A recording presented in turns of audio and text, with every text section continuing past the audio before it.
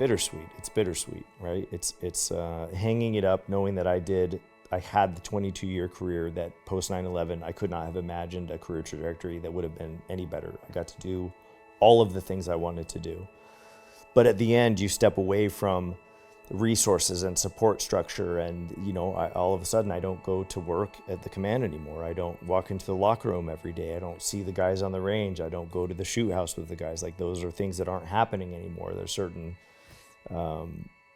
amenities that we have at the command, or connections that we have at the command that aren't going to be at my beck and call anymore.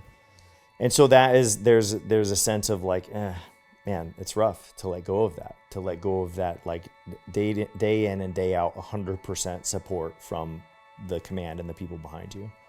But at the same time, it's a new adventure for me. Like I said, when I came in, I was coming off 2 years as a missionary, which is its own sort of very unique experience, where you kind of, especially coming as a kid from high school who had been under the watchful care of my parents for the first 19 years of my life, you're sort of like in free fall for the first time, as you're out on your own. I'm living in a different country. I'm having to fend for myself. And oh, by the way, there are these sort of work obligations that I have to take care of and things that I have to do. And so I think there's some maybe nervous energy, some anticipation for the things that are coming next, but there's also a sense of excitement.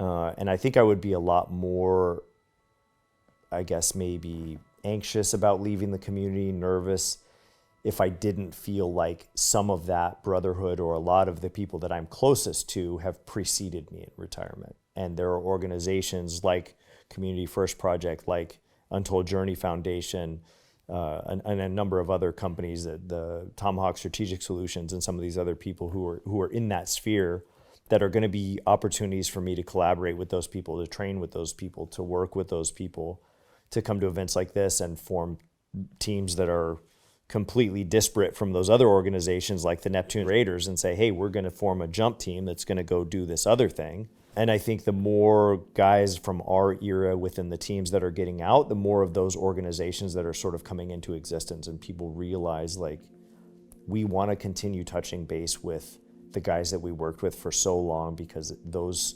relationships are sustaining.